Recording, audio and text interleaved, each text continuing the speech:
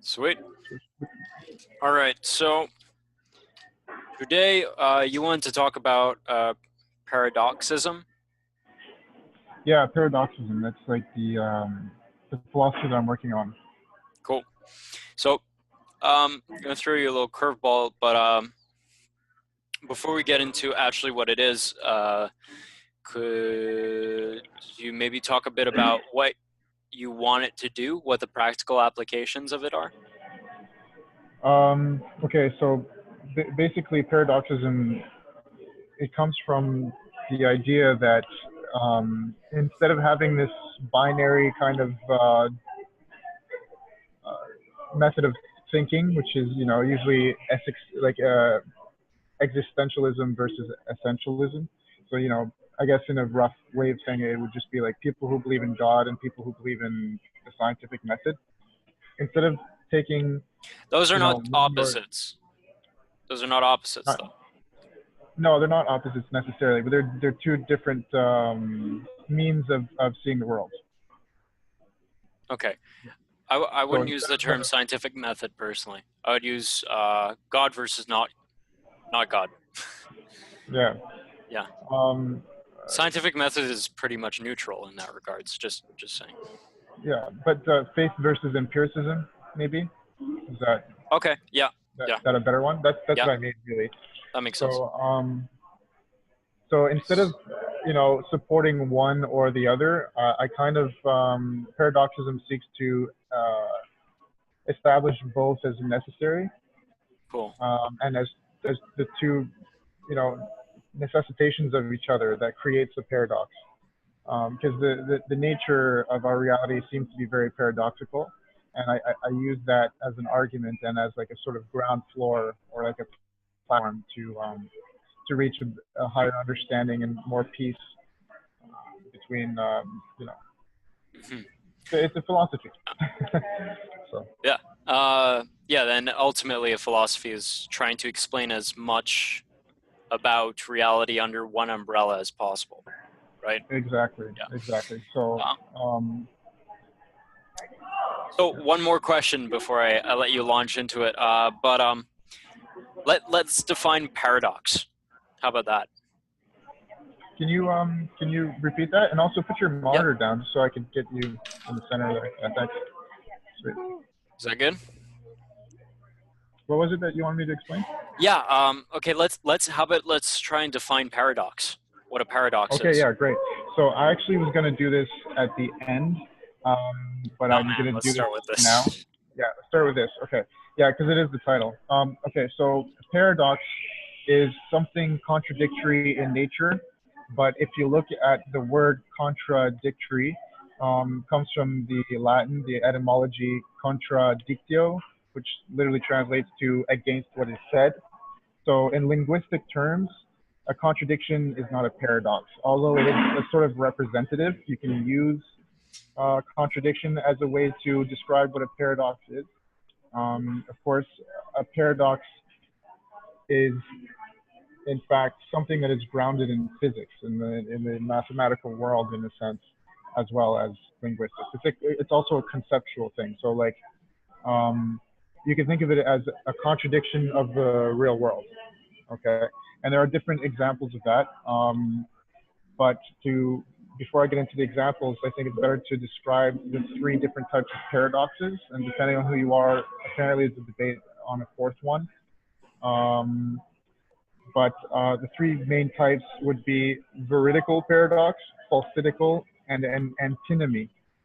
And so if I go to explain that, are you able to see me still? Yep. Okay, because I have to go to this other page too. Eventually, we have to visualize this kind of stuff, like write it down so people can see it. Well, I have it written here, and actually that's what I'm going to read right now. So an antinomy is a paradox demonstrating that a possibility only becomes so next to its impossibility and vice versa. The impossible being possible by virtue of both being present and coexisting, in other words. So that's my definition of it. But a better way to explain that, or for people to really understand it, would be with the example that a caveman's safest bet for shelter also happens to be his riskiest. Now, Okay. this is so because obviously, if a cave is a good shelter for a caveman, usually the safest bet, right? It's a cave. It's also the safest bet for other predators, and those predators are pretty much the highest risk there is to the caveman. So in physicality, you're looking at an impossibility and a possibility coexisting. So that's an antinomy type of paradox. Okay. Um, But and I also sort of extrapolate from that that it proves that time doesn't exist because two contradictory states are possible. So two states of being are in fact simultaneously possible. So if that necessitates that time should not exist. And this is actually not, really something that I've discovered. This is a Kantian idea. He basically proved that time did have a beginning and at the same time did not, which is really interesting. But anyway, the point is that paradoxes prove that the impossible is possible and in different ways, which is a segue into the next one. It's a falsitical paradox, which would be could, another way. I don't know. Could we expound more on each one a bit?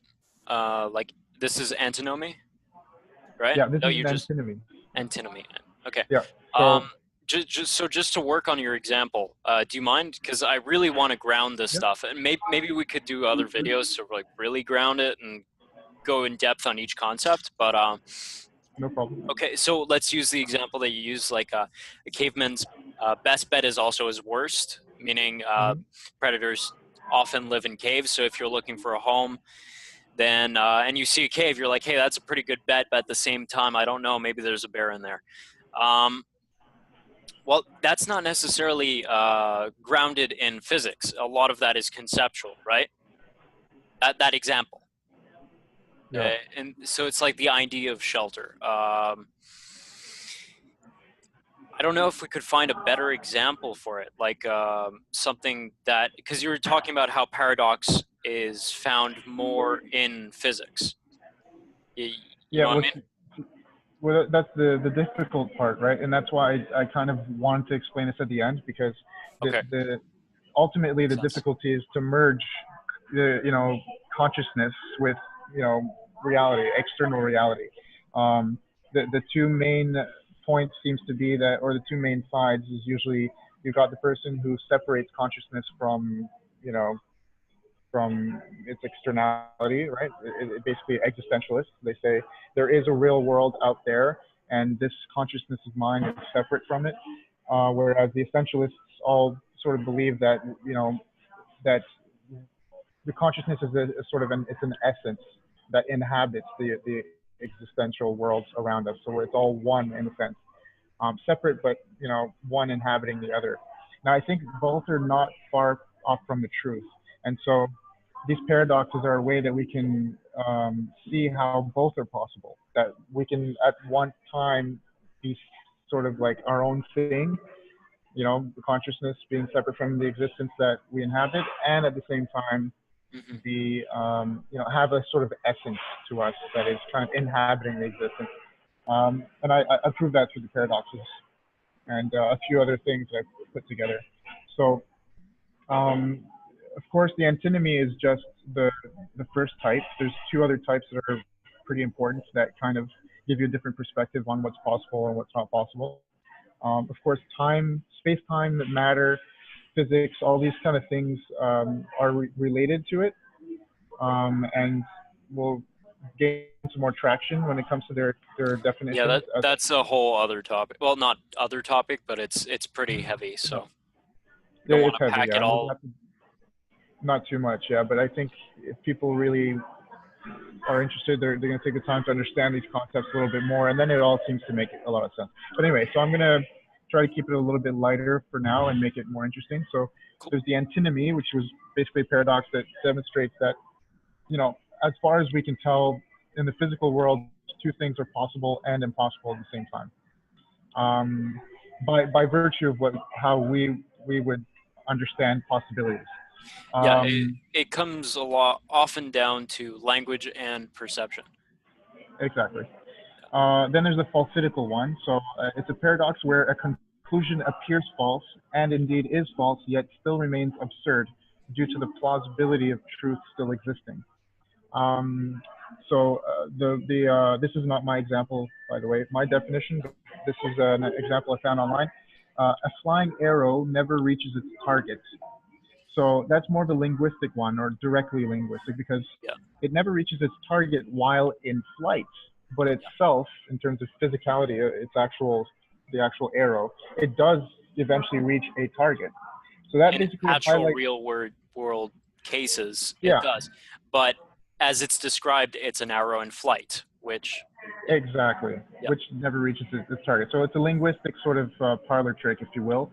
But if you think about it, um, even in terms of physics and in the externality sense, in the real world, the flight of the arrow, while it's in flight, never actually will reach a target, conceptually speaking, because by virtue of time being involved, um, while it is in flight, it cannot reach a target, because once it reaches a target, the fact that it's in flight disappears. yeah. That very notion, and this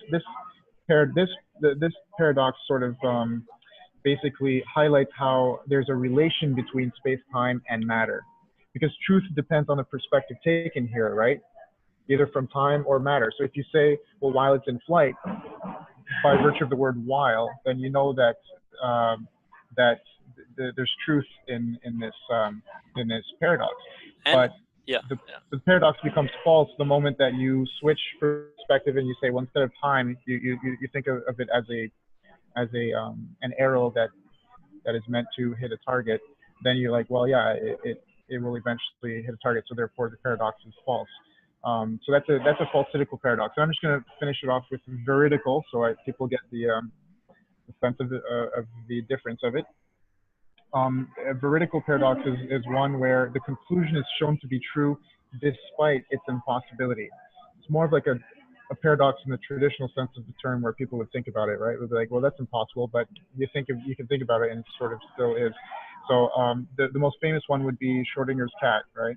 A cat in a box is both dead and alive until it is observed, at which point it collapses to being either dead or alive.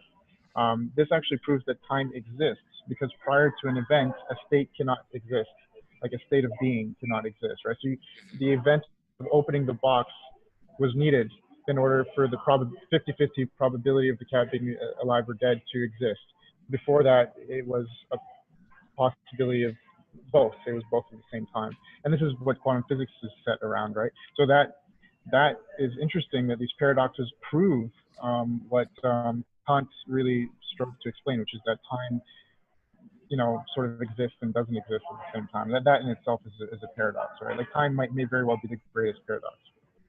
Well, once again, it's kind of like a trick of the eye kind of thing. Um,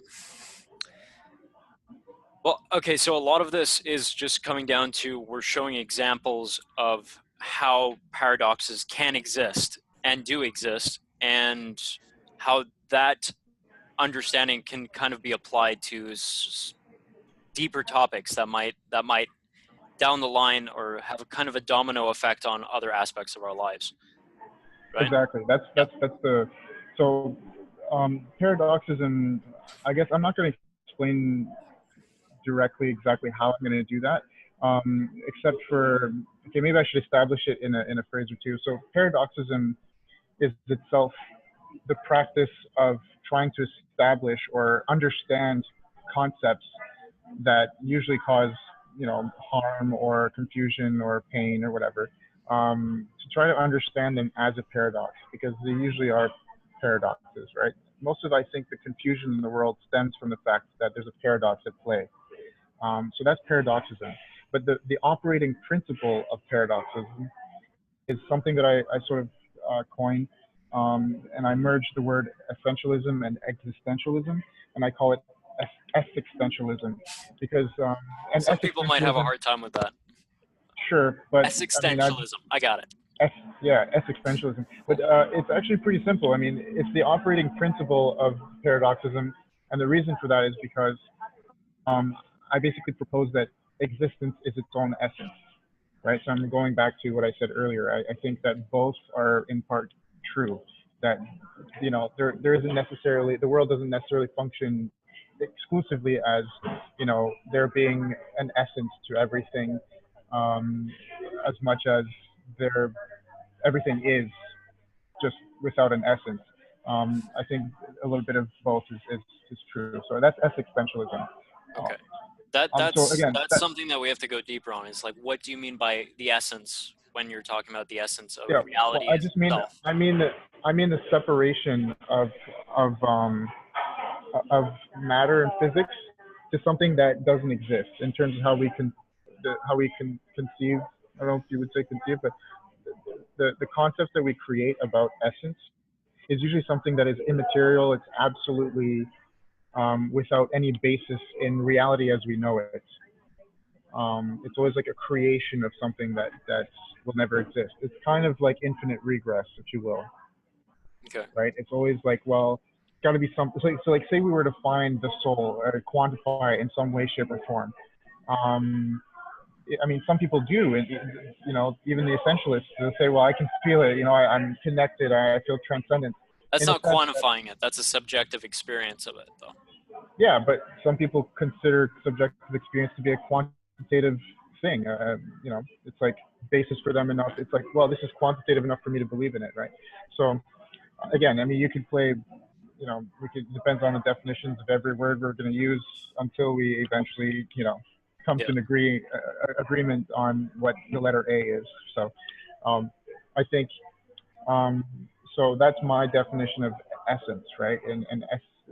So essentialism is that, it's to try to always defer to an essence that is something that cannot be quantified other than just your own sort of like,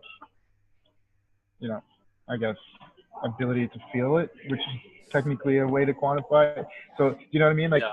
I do want to trying to draw a stick, line here that a lot of people see to be able to quantify something is to be able to put a metric on it, like to measure it.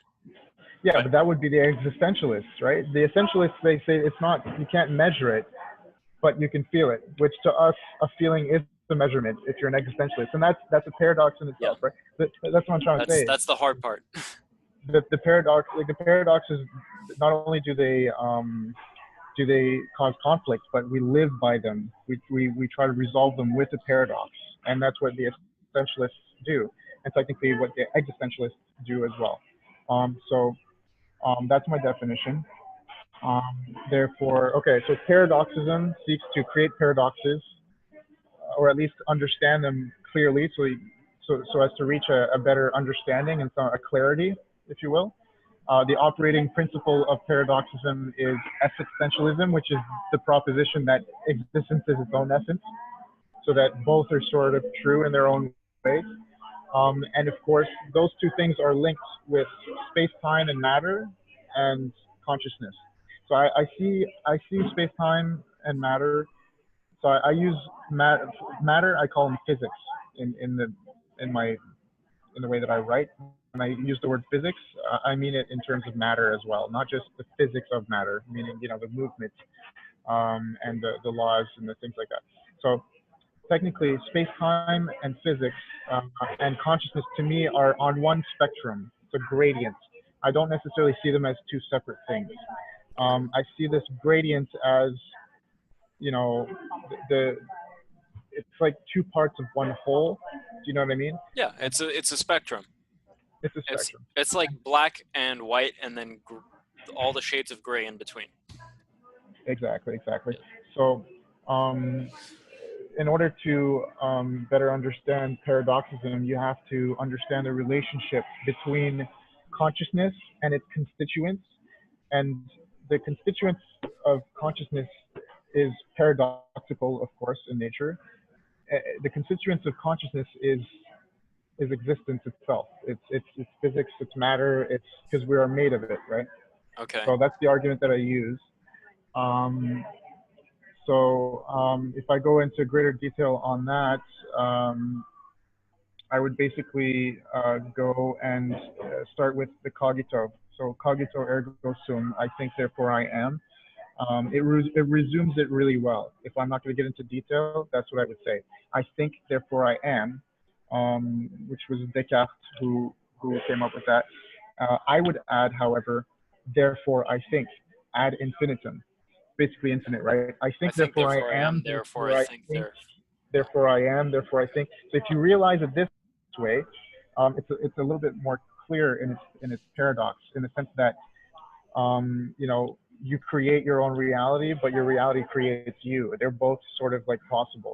But I don't want people to mistake this as being a solipsist thing. And a lot of people don't know what solipsism is, but solipsism is in a really rough way of explaining it would be kind of like the belief that you yourself create the universe, and so you would live by those laws, and Yeah, no. you know that causes problems down the road. We're rejecting that straight off the bat, guys. Sorry. Exactly. we'll, So we'll, we'll argue for that some other time. Yeah. exactly. So here's what the argument would be for the solipsists, right? They would say, if I were not thinking, I would not be. Therefore, nothing is, right? Oh, But no, this you would isn't not possible be. because, That's well, it. exactly, Yeah. you would not be, exactly. But and we know this because consciousness can only perceive, not create. We know this because of death, right? So see, if my friend dies, the universe doesn't stop existing, right? So we know by that metric, if you will, that consciousness perceives. It doesn't create reality. It Unless they don't actually exist, they're just an NPC in your mind of world. your own mind. Yeah, Yeah, that's extreme solipsism. that's extreme solipsism. Yeah, that's Yeah. right. Very, very well said. I like that. So, but let's leave it at this: that the cogito, you know, I think, therefore I am. So this realization actualizes an encompassment of existence and consciousness, right? It really does wrap it all up and say, okay, existence and consciousness, two halves of one whole, right? Mhm. Um, so that would be, you know, in a nutshell, paradoxism, and it's sort of like Okay. its logic. Now here's the fun part that I can bring you in on. Obviously, the complex part is the consciousness aspect. Uh, Space-time and physics, I think we know enough um, as a species right now to establish a more clear understanding of what consciousness could be and kind of is. Um, so um, let me sort of read from what I wrote on the consciousness aspect. So remember, we have, you know, existence, which is space-time and matter, and then we have consciousness, and we want to establish a gradient between the two, right? So we got to do that by observing the definitions of space-time and physics, because consciousness is created by those things, right? We're made of atoms, we're made of the universe that surrounds us, as well as we have to understand I the don't necessarily agree with that statement. I know what you're saying, and it's a play of words, and I just do feel like I have to step in and just say that. yeah, But yeah, we can explore it after, yeah, yeah. but so we want to understand physics and like define physics and space-time so as to better understand consciousness. And then as well, we want to understand the modus operandi.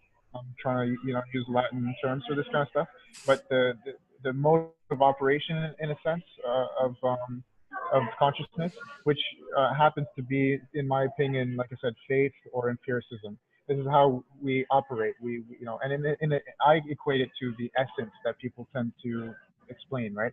I think that if you see for yourself, right, which is, I think, the motto of the Royal Institute, and, you know, anyway, the science thing, that science group of England.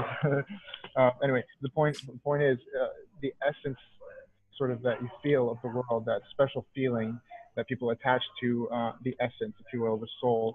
I think it's something that you operate in order to feel that essence, and that operation is to see for yourself, which is empiricism, right? Testing, scientific method, whatever, Hmm. doing things, art, whatever. And of course, faith. You know, if you create something, even existentialists, even scientists use faith in a sense, right? We've got Kierkegaard's leap of faith. You can clearly use the example of supersymmetry, right? We had the mathematics pointed to something, and you had to create a particle out of nowhere just for the mathematics to work out. We looked for it. We found the particles. So that's a metaphysics, right? We use faith that there was something. So that is the modus operandi of consciousness in a sense, right? Okay, so that's when I put together like pieces. I put consciousness on one side, and its constituents, which is basically physics and space-time, because obviously consciousness cannot. It's in large part obviously due to existence and its constituents. Um, and then of course we also have to look into purpose, truth, and linear logic. So I see logic as like a link, the main link between like the relativity between the physics and the space time and the consciousness, because if we look at it right, like one thing being next to another with linear logic, you understand that makes two things. So that's the physical world interacting with consciousness in a sense, our awareness. So that logic would constitute the relativity between our consciousness as a separate entity of this universe in a sense with the entity itself. Okay. So this is the thing I want to dive in with you. I want to dive in into consciousness. I boiled it down to that. So here's the phrase I can use to sort of slip us in, and then you can discuss what you agree, what you disagree, and maybe how we can come to an agreement. Consciousness, being composed of the same constituents as matter and space-time, functions through the perception of such matter and space-time. This perceiving is known to us first through physics, 1 and 1 makes 2, external to us, and our ability to conceptualize it is what we call logic, which in a sense is the link between we as an individual consciousness sort of entity and us as the whole of matter. So logic, the relativity between physicality, linear logic. So I want to use this sort of example like the bubble sort and the merge sort, but with the algorithms computer, but we're not going to get into that. I think it's not important. Here's where this segues into the important thing. On a higher level of abstraction, this foundation of logic manifests itself to us as truth, which itself is a definite concept within an indefinite structure. And so that's, I think, the first thing we can debate is truth. So out of physics and matter, we get consciousness. Out of consciousness, we get the relative acts of or whatever manifestation of logic, and out of logic we extrapolate truth, and truth seems to be a definite statement within something that we know is indefinite, so, or at least we think, and if we have good reason to believe, is indefinite. Everything sort of seems randomized. You've got chaos, you've got entropy, you've got all these things. And later I kind of equate consciousness as a sort of counterbalance to entropy, because entropy is the disorder of everything, and then I feel like consciousness is what sort of strives to make order of everything. We build, we bring things together. It's almost like two opposing forces that balances out, and that would in itself be like a paradox. Yeah. Okay. Well, that's a lot. Just saying. Yeah, it's a lot. I know, it's a lot. So okay, where to start? I'm not going to. I never try to just like take the whole damn thing and be like smash it down on the table, and I'm trying to feel the I would say the cracks. Not to say that I'm trying to like take it apart, but just see what comes to mind and go with that feeling. So, okay, the idea that consciousness. So, are you saying consciousness arises out of matter, or it is the same thing as matter? Both. Okay. So, do you see a chronology of like first there is matter and then there is consciousness? No, actually, I see consciousness. I define it as a matter of gradients, levels, and this is what It's we've an discussed. aspect of matter. Yes, it's an aspect of matter. Like I see like an individual atom as having a very low form of consciousness, and then the building of the structures, the hierarchy, if you will, up into what we consider consciousness as human beings to be. So it's all conscious. Yeah. The spiritual sort of esoteric term, consciousness is one. God, it's all a Yeah. consciousness. Yeah, so I would equate that as being at least plausible, even by the standards of the It's scientific correct method. in a way. Yeah, in a way. based off of this world. Yeah, yeah, okay. Um, and could you at the other end of the gradient, because so with that statement you could say, since it's a gradient, that consciousness arises out of matter, but if it is a gradient and we're not looking at it as like beginning and end, then you could also say matter arises out of consciousness. So it's both. I mean, by Would, symmetry of identity. would Yeah. that would work in your framework, right? Yeah, well, I mean, think about it. I mean, what are we communicating through? You know, something that was created by consciousness, conscious beings. I think the duality of creation is, like you said, it's a symmetry of identity. It arises out of matter, and matter arises out of consciousness, both. That's what I'm trying to establish. It's Yeah, beautiful. What you just exactly. said that's literally what I want people to think. I want people to say, well, here we go, let's establish a paradox here and accept it, Yeah, as opposed to saying, no, here's how it I is, love no, that. here's how it is, right? So you manifested it. It's beautiful. Well, see, I'm trying to bridge what my understandings to yours. And okay, this something that I used to say, I had a ridiculous class. It was one of my humanities courses back at Dawson, and it was Yeah. there's something called New School. It's like it's this lost room at the top floor where all the classes are taught on sofas, and most of the courses are like discussion. So it's really hippy dippy shit. It's kind of cool, but the course I took was called "What Is Love," right? So it's ridiculous, but 101. yeah, so we are trying to like define what love is, and most people were just bitching about how it was like it's all about heartbreak in the end anyways. But one thing I brought up in my presentation that it got me thinking about a lot is people often say love doesn't exist, it's just a chemical in the brain, right? Yeah.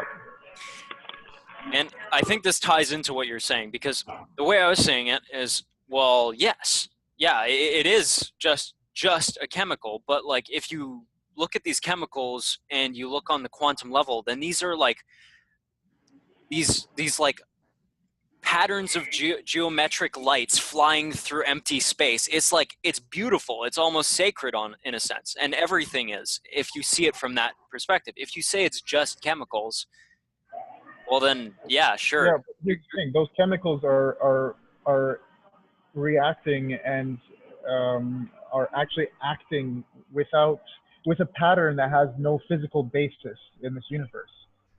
Mm. So it's no wonder people think there's an essence to everything. There kind of is, right? In a Like, sense, yeah. What I guess it's kind of like because the idea of materialism being very bleak, right? I think it ties into the idea that everything's extremely mechanical, right? So we're all just meat robots made out of meat, and it's very deterministic. Like, well, my dad abused me, so I'm going to abuse my child. All it's all domino effect. There's no agency. There's no consciousness. Really, ultimately, it's very nihilistic. But this what your paradoxism kind of brings along is the idea that matter itself has, and I mean this is backed up by physics. This is the stuff I'm studying right now. That matter itself, yes, it has a very heavy, unyielding quality, but it also has transcendental quality. Like the atoms themselves are more field effect than actual particles. It's not like in ancient Greece. Well, I think it was Bohr. No, not Bohr. Never mind. Like one oh, of the early. Greek would be Democritus. Yeah, You're I'm thinking sorry. about? I'm just talking. I'm just thinking about different models of atoms. But like one of the early ones, they thought it was literally just these little balls of matter that were all piled Yeah, and stuck together, right? the atomic theory. That's Democritus. Yeah, Yeah. And he invented, yeah, atomic I mean, theory. there's a whole evolution of the atomic model. I mean, this was taught in like early high school science, but what we're finding out now is that there's nothing like these like balls of matter that are all just glued together. There's Well, nothing quite like that. it depends on where on the in the hierarchy that you want to go. I mean, Yeah. uh, technically, yes, the nucleus of an atom, you know, and then each nucleus is composed of the things that we would call fields that aren't necessarily particles. So if you look at it from the level of atoms and their constituents, so the nucleus would be protons and neutrons.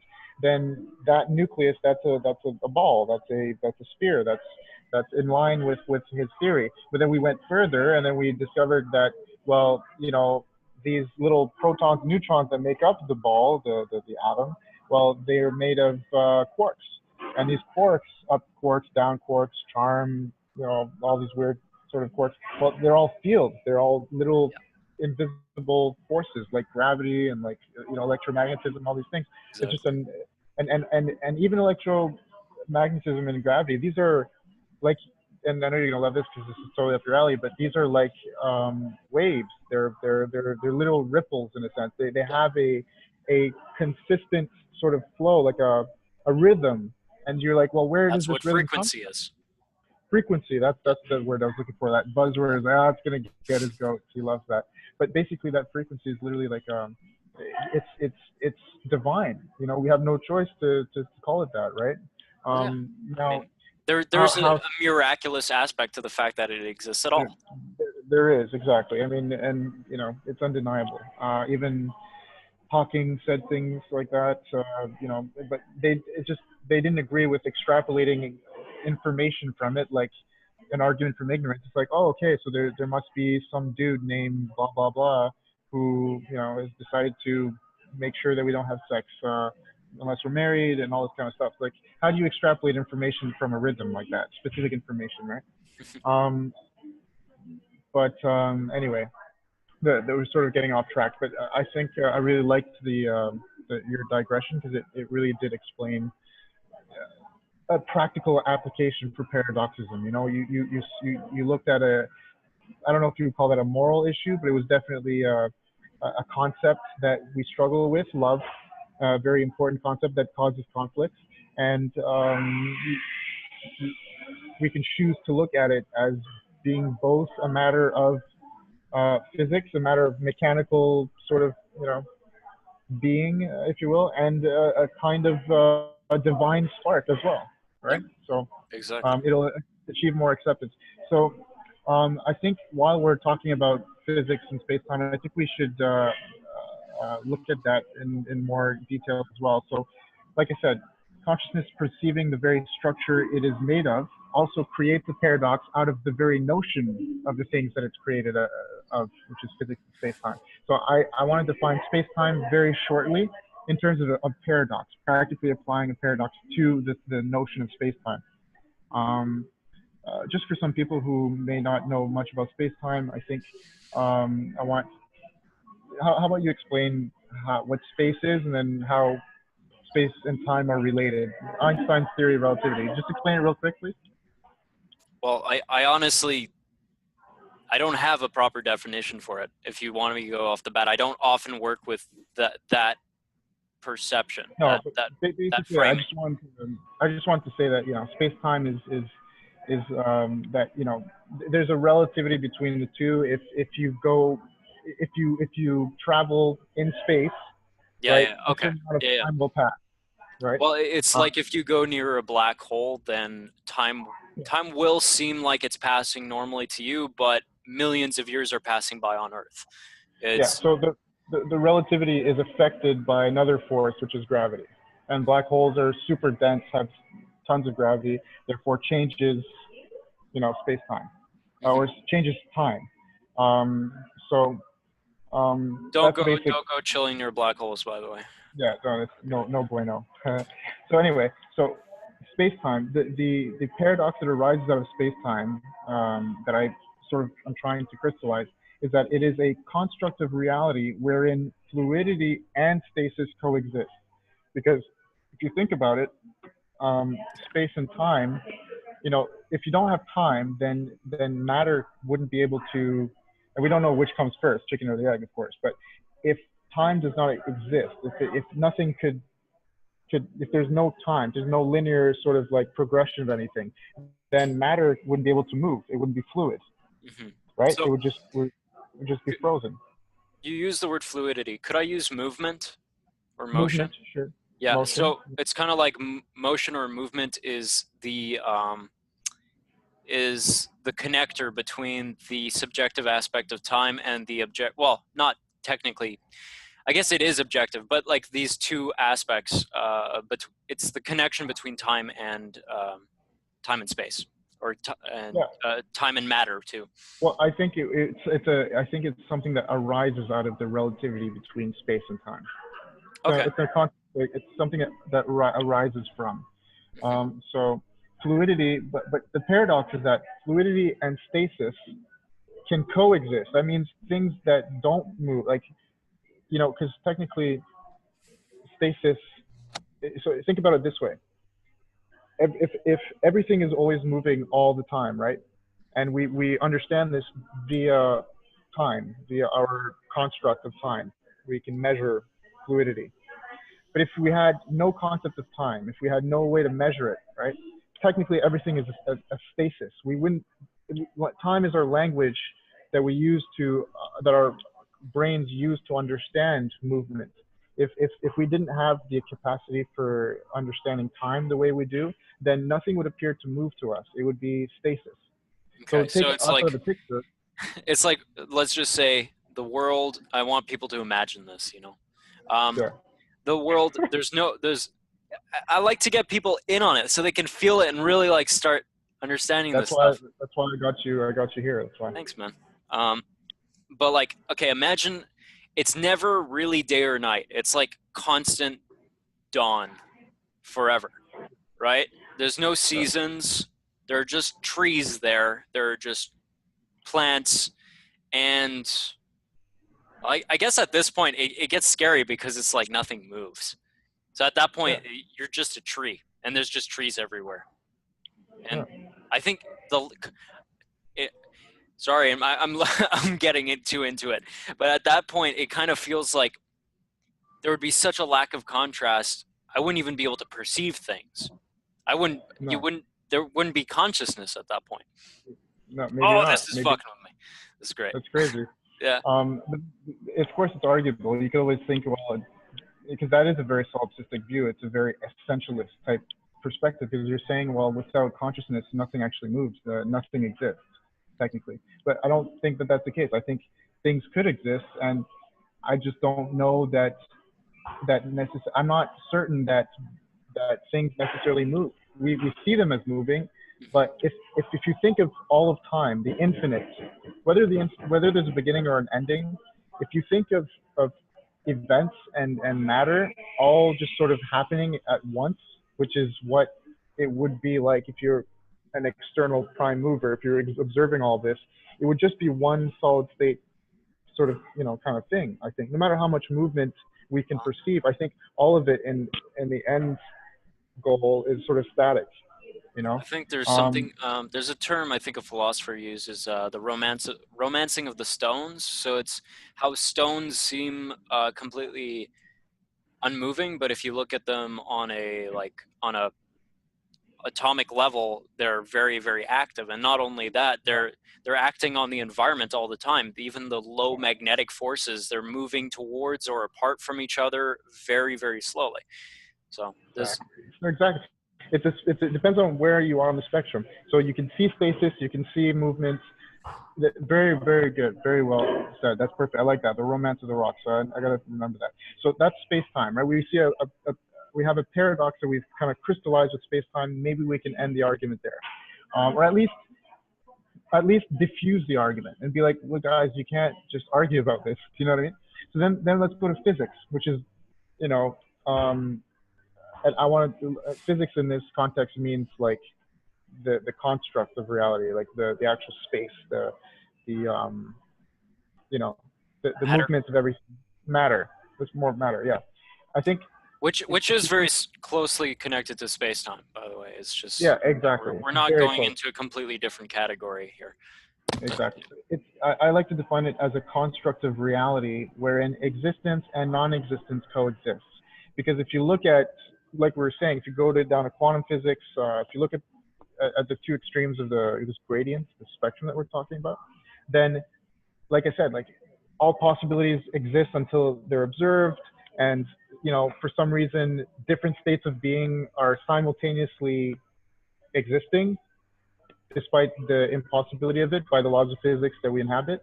So this is quantum physics, right? Like this is, so I think reality existing and not existing, or perhaps existing in a different dimension, like the string theorists would sort of explain it in that sense.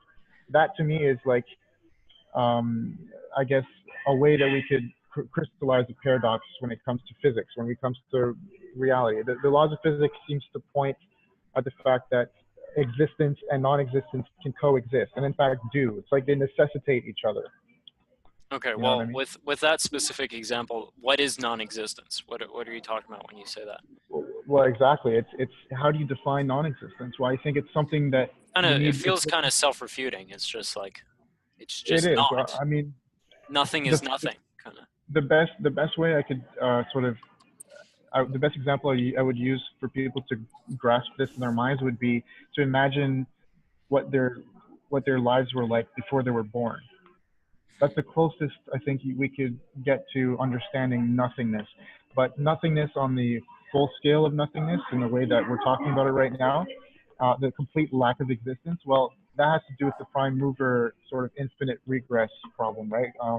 Because something coming from nothing, you know, it's not something that can happen within this construct. This universe that we inhabit is self-contained. Hence why the paradoxes necessitate each other. They're things that are possible and impossible at the same time. So I think non-existence, I think it's almost possible and impossible to paradox that non-existence actually exists right now, somewhere or somehow. It, You it, know what I mean? I mean, it could be right here in a sense, but yeah. Exactly, right? Like I think Um, existence may very well be, but it may very well be, you know, as in terms of being one side of the paradox of non-existence. yeah, I see. That's You know? that's something I could probably go on a whole other tangent about that specifically because Yeah. I mean I think it's kind of it's comparable to once again a very nihilistic point of view. It's almost like it exists as part of our consciousness too, and it's always trying to influence us. Anyways, I don't want to get into that right now. No, no, but it might as well continue with these interesting things, so we're not keeping it too boring. There's a side bite sort of kind of thing that came up to my head there when I was writing this shit out earlier. So time is intrinsically linked to the physicality of matter, right? We've just sort of demonstrated that. So if all were static, the perception of time would be impossible. That's what we had kind of said.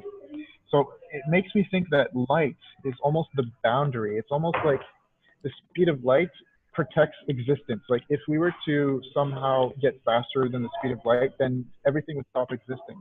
Because light is the one thing that moves through space-time, right, at a certain rate. And we know that if you travel closer, the closer you travel to the speed of light, the more time stops. So it slows down. So I think if time ultimately stops, which would basically mean going faster than the speed of light, then you've literally destroyed existence. Well, So it's I almost mean, like light is isn't it? I don't know. It was just a thought. I mean that the whole. If we want to just jump on the concept of light itself, I mean Yeah. that But goes deep. But I mean wouldn't I'm that, pretty sure that there are waves that are faster than light that we've discovered now. I think longitudinal waves and like tachyon. The word tachyon itself means faster than light. Frequencies are faster than light, but yeah, that's another topic.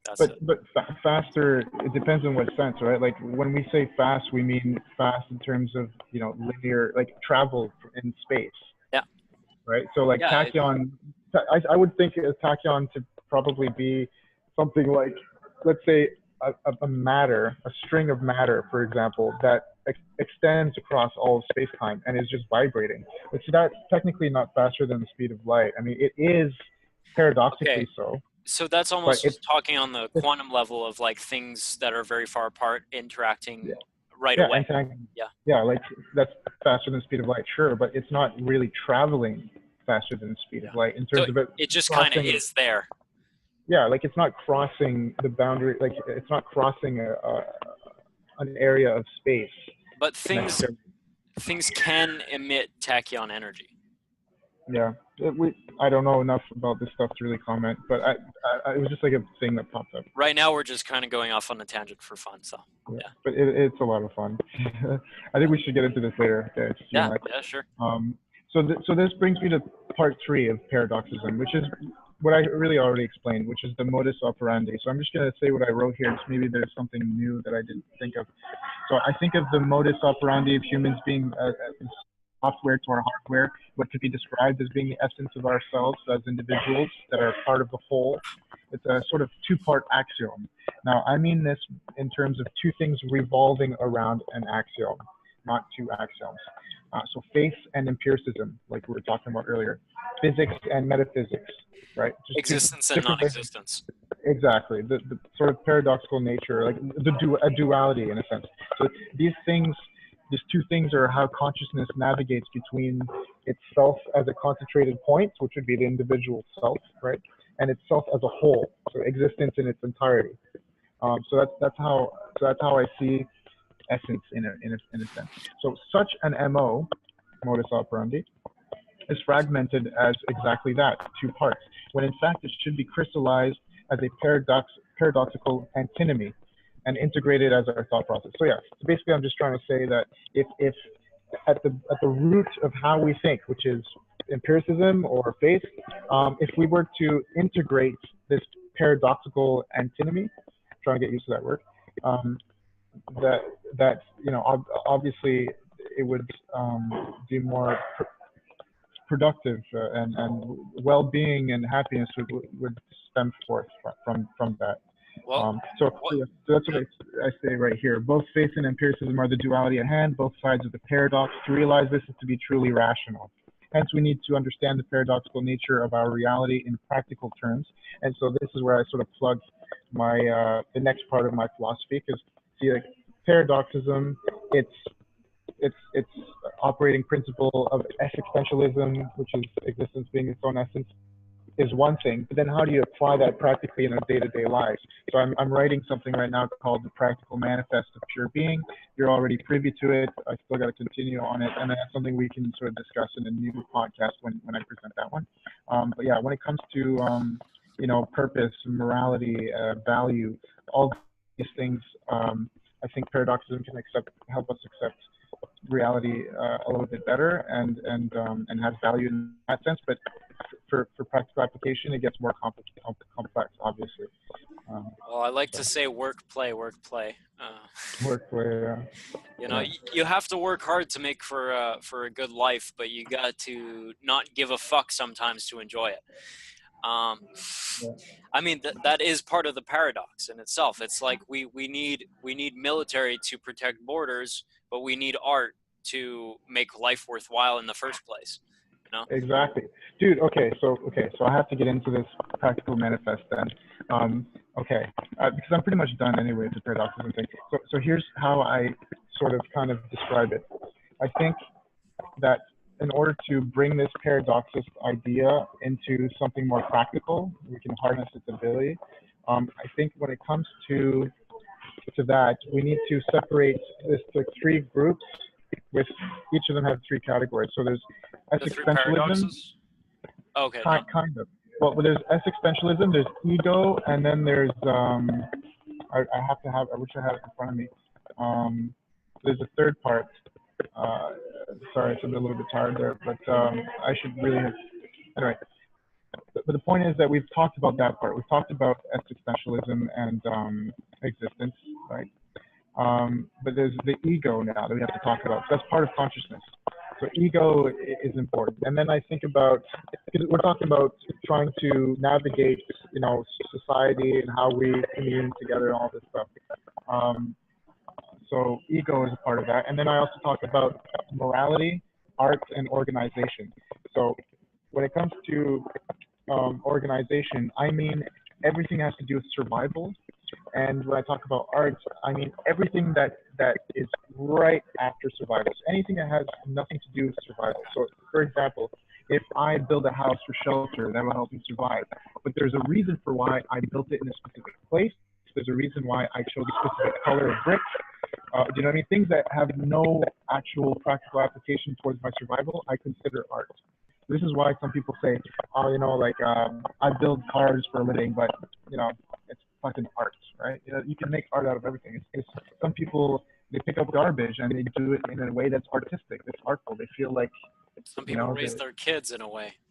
and exactly. So art, it's intrinsic to how we live life. It's not just, you know what I mean? So I feel like society needs to return to that kind of value, where work and survival also is very linked to art. And I think if we observe the difference between the two, the more you try to observe it, the more the lines blur.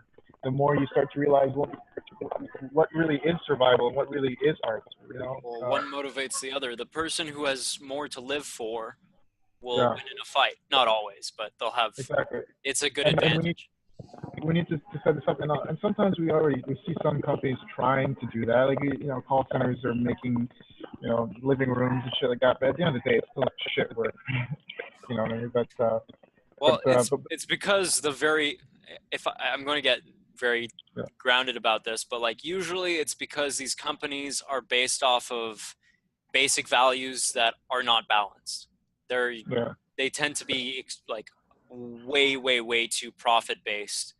When Yeah, but yeah, here's the thing: they seem to try to hack that art organization dynamic. They try to say, okay, well, we have a shit ton of bullshit work that they have to do, so let's balance it out by making their lives easier by, like, you know, implementing a video game in the lunchroom, you know, flat screen TVs everywhere with, like, Simpsons playing, whatever it is. But see, that's a hack. That's not actually what I'm talking about. What I'm talking about is, like, for example, let's say the software, um, here's what I would do. I'd say, instead of making a call center where it's just a call, making a video center so that you're talking to the person face to face. That implements the art in the work. That becomes also, I mean, get down to what the actual product is. What is the service, and like what is the motivation for that? It does. Do the people at the top really feel like it's something that is doing something good for the world and bringing real value, or is yeah, it? Are they just trying to make money? exactly. So, Which there's um, nothing wrong with. There's nothing wrong with making money. It's just if that's the only motivation, and you're not trying to connect and bring real value, which is art in a sense, in the definition that you're yeah, using, then and in that sense, it ruins I would. everything else. It does, and in that sense, I don't agree with capitalism. Right? That's the problem with capitalism. We need to fix that. I'm not saying that let's go towards communism, but I mean, like, we need to figure out that issue. That's one of the problems that Marx pointed out very well, eloquently, I have to say, is that you know, the fragmentation of labor causes that. It takes the art away from it. Right? Like, you know, do one task repetitively, and that's how we can maximize profits. You know what I mean? By the surplus of the man hours that you're putting in and all this kind of crazy shit, right? So, you know, but anyway, I don't want to get into the political part of it. I would dare to say that it's not only art; it's sacredness. It's Yeah. Well, it's there you go. it's That's what another thing. You got makes you to feel like life is good inherently to a certain exactly. degree. Yeah, That has to do with religiosity. So yeah, we have to discuss that as well. How do we deal with religiosity without the dogma? So I believe that paradoxism, existentialism, these things can be the platform. But again, how do you practically manifest them? How do you use that? Now, I think the East has it right. The meditation, all these things. They already exists. That is the rituals that you create. Even, you know, yoga today seems to be a ritual that people are getting into. You know, diets, talking about diets, and there's many ways that we can be religious in terms of dealing with the religiosity and the sacredness that we want to sort of, like, bestow on our existence. So we need to find a way to do that without a dogma, right? The East is done, but that doesn't deal with the complexities of social interactions, right? And so that's what the West has done, is sort of minimize the problems with social interaction and government and politics and economics, but has totally ruined at the cost of individual well-being, right? So by the way, there's something choppy about your audio. I don't know if you can tell. No, I can't tell. I hope that doesn't. I hope that registers. Echo or something, like a weird echo. Anyway, I don't know if you can do anything about your mic, or I don't know, but yeah. I don't know. But, I'm just hoping it doesn't get into the recording, but it probably will, unfortunately. Anyways, I didn't want to cut you in the middle of that. No problem. I think it was kind of a tangent that wasn't too important anyway. But the point is, we need to, deal with religiosity, morality, of course, all these things. So that's the practical application aspect of paradox. How do we bring it as an abstract concept that helps us accept reality, but how do we bring it into our lives? How do we practically apply, the sense of acceptance that we get from it into a way that we can fuel, I guess, our existence. Camus did it in a sense. Absurdity. The thing is, I see it this way. I see that Nietzsche predicted the death of God, right?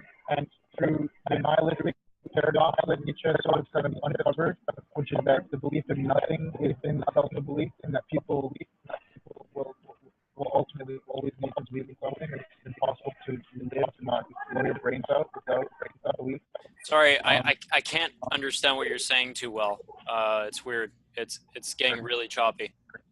I don't know, maybe it's the internet, but I'm going to talk a little slower.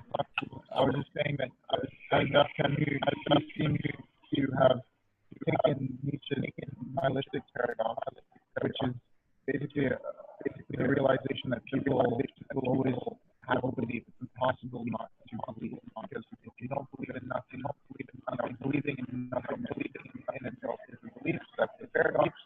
And so Camus was able to deal with that paradox by saying, well, here's how you can cheat God. This is the myth and synthesis, right? Even though the world is absurd, we can live despite the absurdity and that yourself, and that can sustain your life. And now I think it works for some people. Maybe not for others, but for others it really works for people. It works for people. It would have been more popular. I consider myself an absurd, but maybe I'm not. Jordan Peterson has made that pretty clear that maybe we are acting archetypes that we don't consciously believe in, but we have the choice to within the collective unconscious. But I think that paradoxism seeks to take it to Camus' philosophy and say, look, guys, this is something that is a good thing to believe in, or at least the absurdity is not cheating. We don't want to cheat the absurdity. It's that the absurdity is something you want to enjoy. Okay, sorry, the audio is really fucked at this point. I can sort of get what you're saying, but we should probably cut out soon, and either do a part 2 and continue this. Maybe we could reboot the call. One thing I want to say to that, sorry, is I mean, the word absurdism in itself is very, it's dark in a way. And I like absurdity, and I think that was part of our early conversations back in the day. That's something that I was big on in a way, but at this point, what I'm suggesting is that absurdity is kind of like, it's one side of the middle path, but the other side, you could use the same, to refer to the same thing, this concept that there's something beyond, that it kind of explains it all. It's not absurd, it's transcendent. Exactly. See what I mean? Exactly. Yeah, so you say art is... Yeah. Yeah. So like, you look at art, you're like, yeah, it's absurd. But some people, they hear absurd and they're like, well, that's cool. But most people hear absurd and they're like, okay, well, it's pointless. But no, it's an experience. You still get the experience. But then if you say transcendent, people will be like, okay, that's a bit more meaningful in a way. It's something that they can feel more. And it's transcendent. It kind of still means absurd in a way. It's not rational. It's beautiful. That's exactly it. I mean, that's what I sort of pointed out so well. That he transcended ended the wrath of the God. The wrath, he was sent to hell, sent to roll a boulder up the hill, come back down, and come back to that, do that, forever, because he did that, because joy decided to enjoy, he transcended the punishment to God. Right? Yeah. So that it is transcendent. It is transcendent. That's why I'm saying this. And that's why I think myself. I don't want to do have a negative connotation either. And I think there's something we can understand that this isn't rolling a boulder up a hill. It's God. It's God experiencing ourselves. I think the absurdity. That's the absurdity. You know? Okay. Yep. Like the universe created itself, or it created, like the universe creating its own to enjoy its own reveling its own lasting its own glory. I hate to say it, but I'm really only getting half of what you're saying. So I'm going to cut the call now, but I'm going to call you right back and we'll see how it works. And maybe that'll be a part 2. Cool. All right, then. Call you back in a second.